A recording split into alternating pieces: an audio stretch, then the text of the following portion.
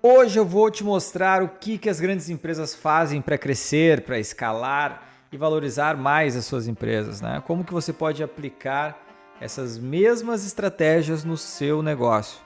Eu vou te entregar aqui de graça o que grandes consultorias, por exemplo, cobrariam centenas de milhares de reais aí para te ensinar. Então seja muito bem-vindo ao Equity Talks. Aqui é Pablo Constantino falando, CEO, sócio fundador da Visp Capital. E eu quero te mostrar aqui, eu quero te dar um caminho em relação a um jogo que pouca gente, pouco empresário entende de fato, né? A gente vê muito conteúdo gratuito aí na internet, mas um conteúdo de fato aprofundado que vai abrir a cabeça aí dos pequenos e médios empresários, a gente não encontra aí de forma, pelo menos não de forma gratuita, né? Então, esse conteúdo que eu vou passar aqui vai te colocar no jogo do equity. Tá? Muita gente passa a vida inteira tentando crescer, tentando aumentar o seu faturamento, buscando vender mais, mas será que isso realmente é o que faz a diferença, é o que faz a tua empresa valer mais? Gerar equity? Será que é isso que as grandes empresas, os grandes empresários, é assim que eles constroem seus impérios? A verdade é que as grandes empresas, pessoal, elas não pensam da mesma forma como os pequenos, né? Os pequenos empresários, os pequenos negócios. Eles jogam um jogo um pouquinho diferente. Tá? O jogo onde o objetivo final não é só vender mais, mas sim aumentar o valuation da empresa, aumentar o seu equity. E eles entendem que as vendas, todas as estratégias que são criadas durante todo o trabalho de um empreendedor é o processo em si.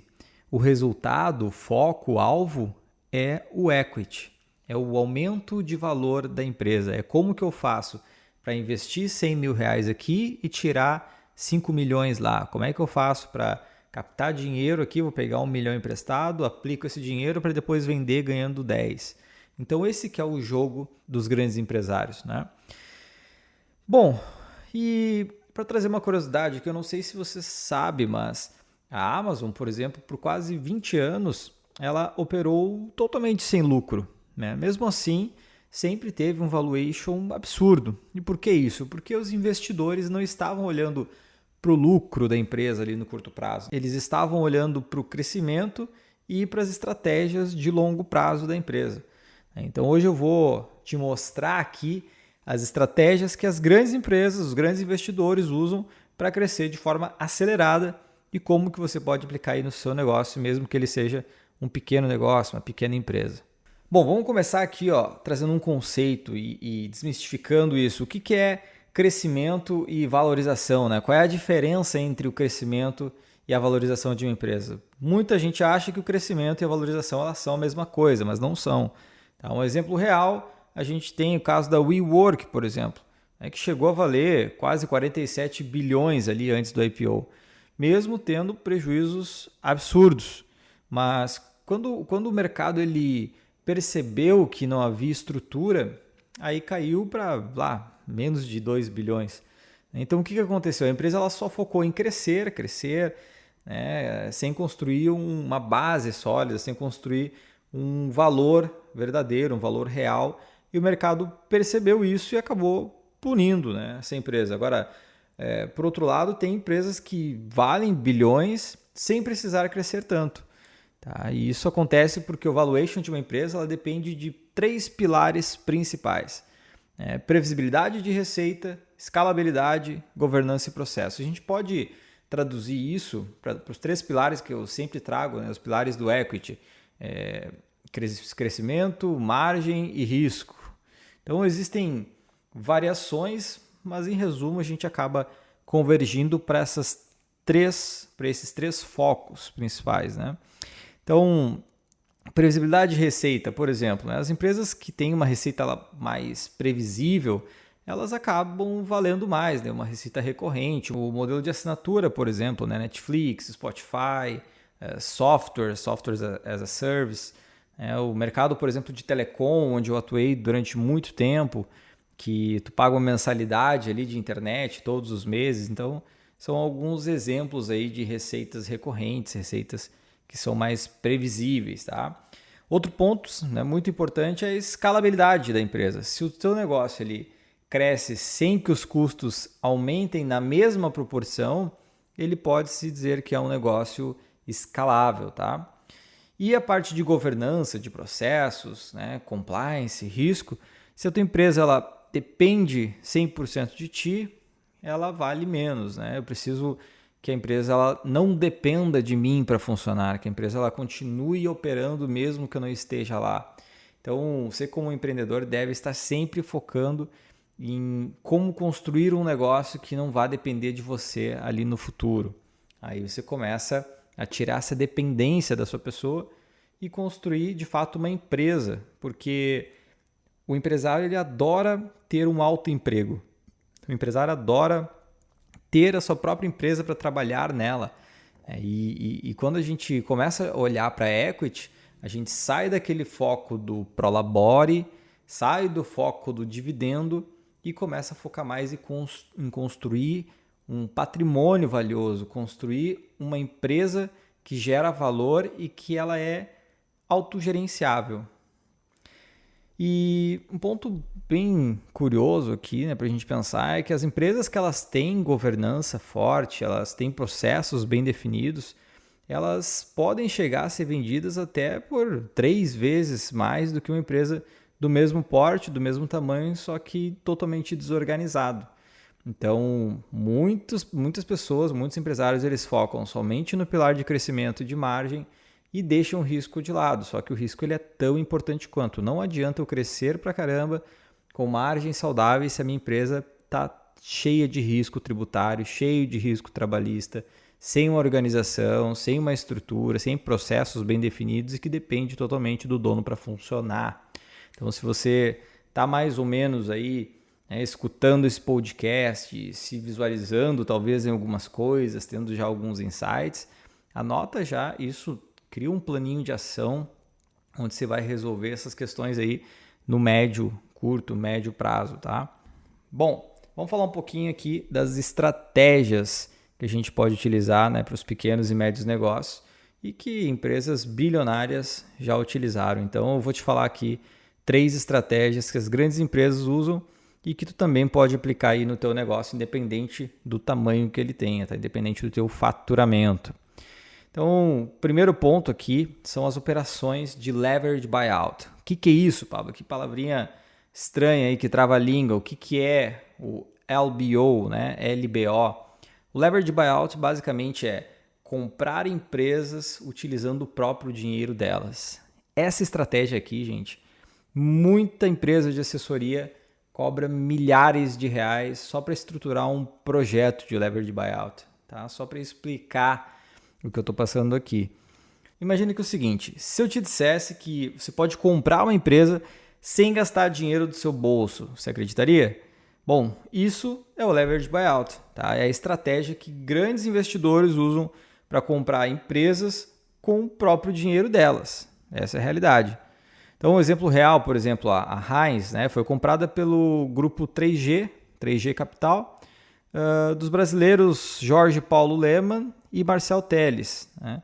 Eles usaram empréstimos e o próprio caixa da empresa adquirida, né, a própria geração de caixa ali da empresa que eles compraram, financiou o pagamento das parcelas, ou seja, eles pegaram dinheiro emprestado, compraram a empresa, o lucro e o caixa que a empresa gerou pagava a parcela do financiamento e olha, vou te dizer, talvez até sobrava um pouquinho ainda. E como é que tu pode aplicar isso? Bom, se tu tem uma empresa, tá?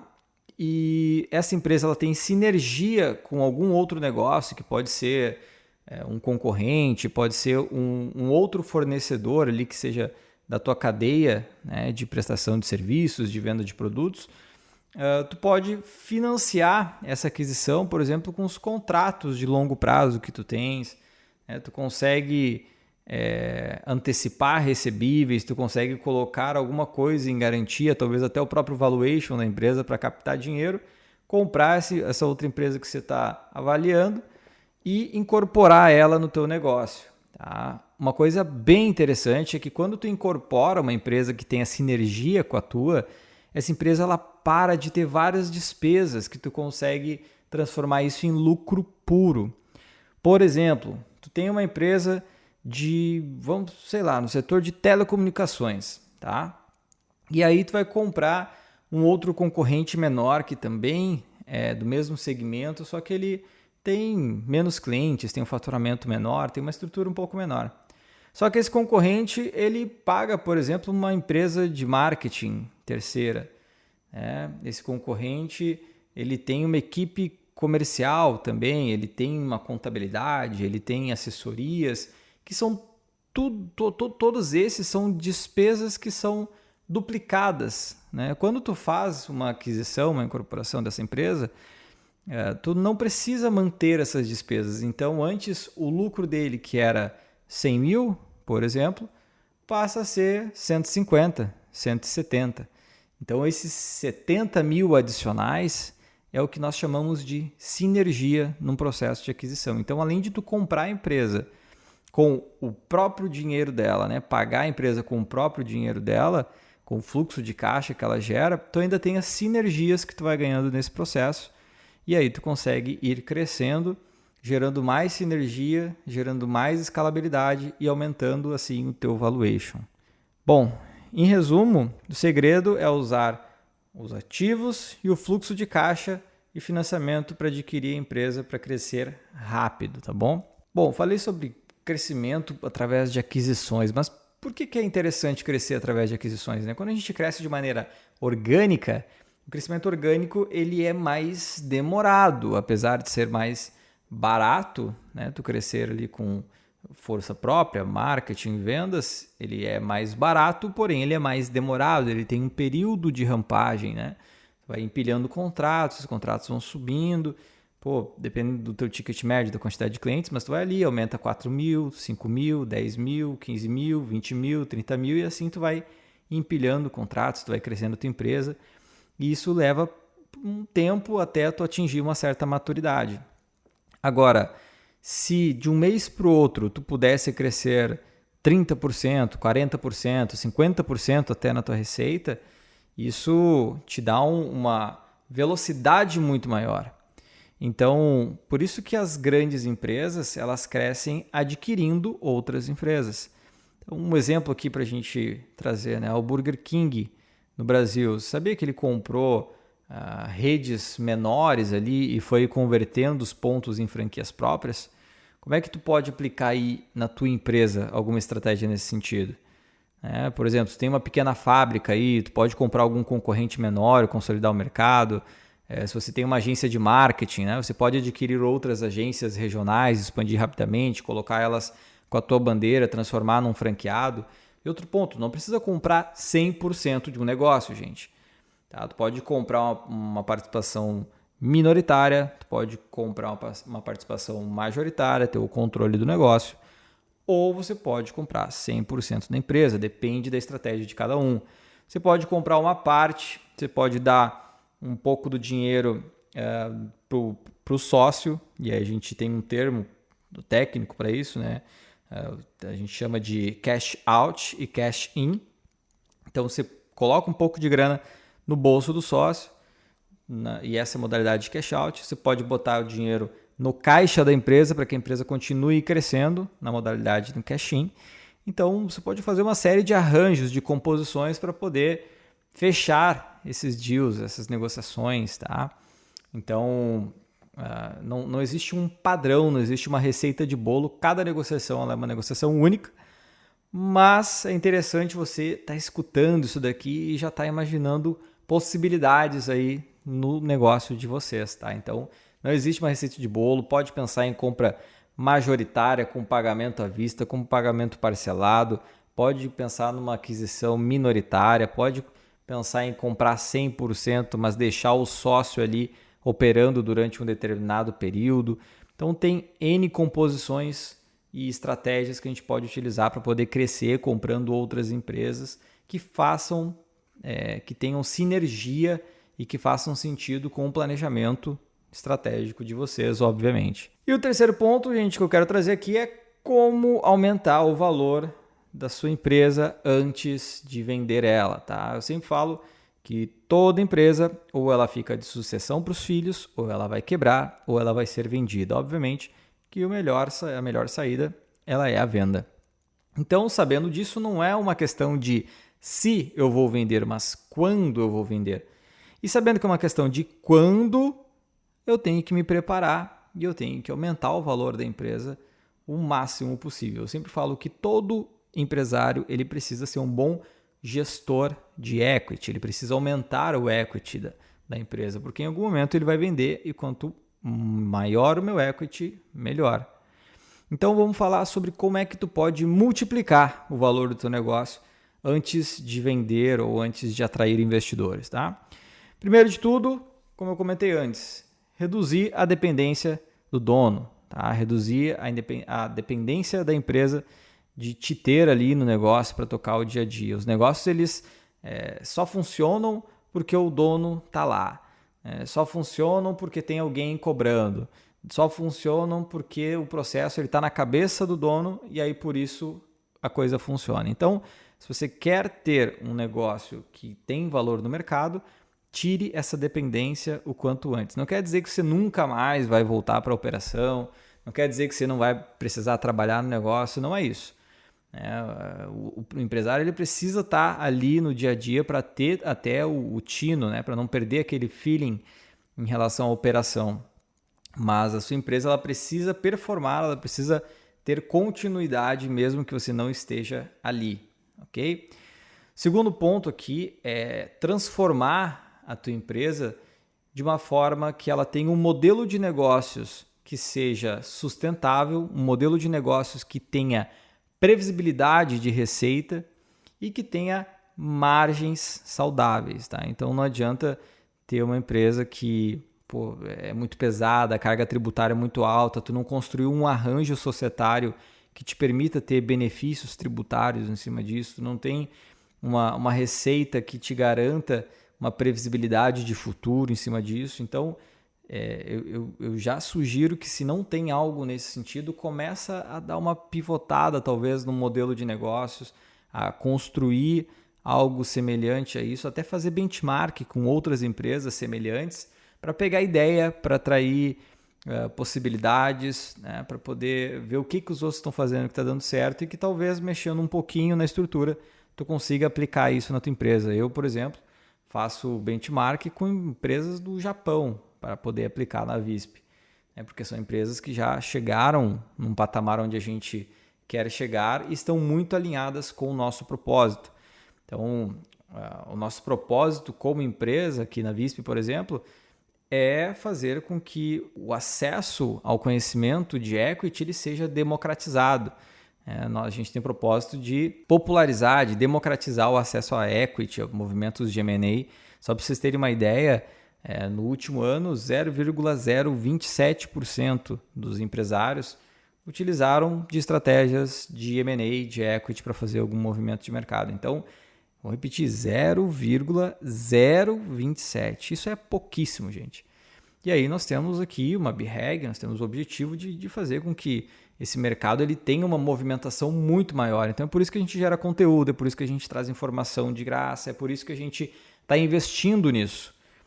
Porque a gente tem um propósito, porque a gente tem uma meta para ser alcançada. A gente quer fazer um movimento de mercado que possibilite que vários empresários, vários consultores, inclusive concorrentes da Visp, possam aprender a utilizar essas estratégias para aplicar também nos clientes deles, porque a gente não tem braço para atender também o Brasil inteiro. Então, esse movimento que a gente vem trazendo, vem liderando, é o que vai possibilitar fazer com que o mercado saia de 0,027% para 1%. Tá? 1%, que já vai ser um ganho muito grande. Então, o terceiro ponto aqui para a gente finalizar essas dicas de como aumentar o valor da empresa é ajustar os indicadores financeiros que a empresa tem, porque a partir disso ela vai conseguir aumentar suas margens, aumentar sua lucratividade. A empresa que não gerencia os seus números, ela não conhece os seus números, não consegue tomar nenhuma ação, nenhuma decisão em cima disso.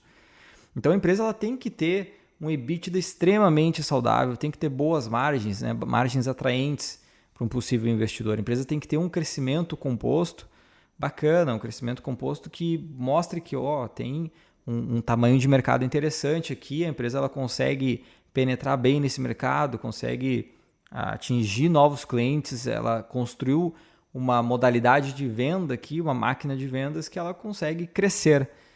O investidor ele quer que a empresa ela tenha um crescimento bastante interessante para gerar valor, porque o investidor que ele está entrando na empresa é porque ele também quer que essa empresa cresça mais, para que ele aumente o equity e lá na frente ele também tem o objetivo de vender esse negócio.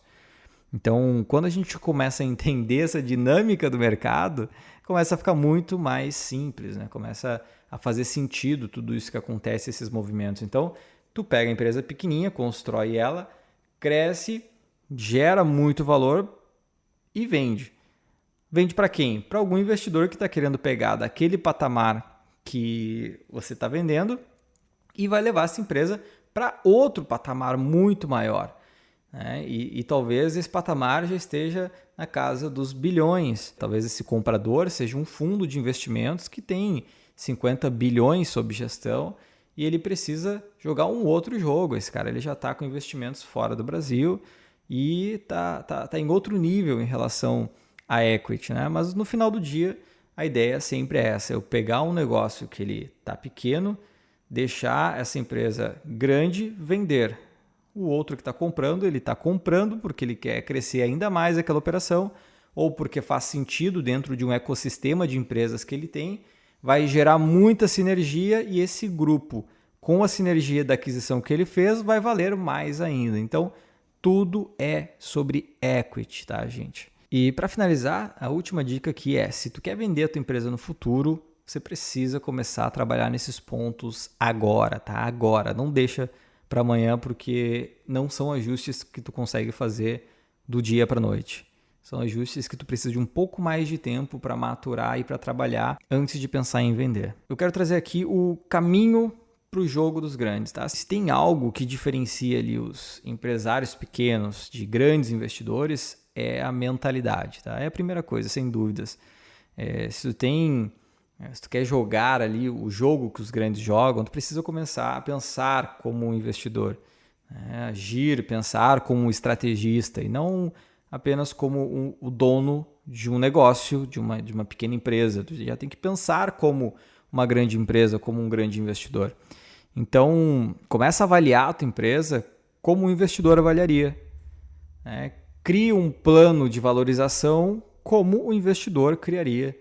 Se conecte e converse e fique próximo de investidores e dessas oportunidades. E a minha sugestão é que cada vez mais você se conecte com investidores, se conecte com oportunidades e faça networking. Tá? É absurdo a quantidade de oportunidades que surgem quando tu começa a buscar, a olhar e ter a mentalidade para esse tipo de negócio.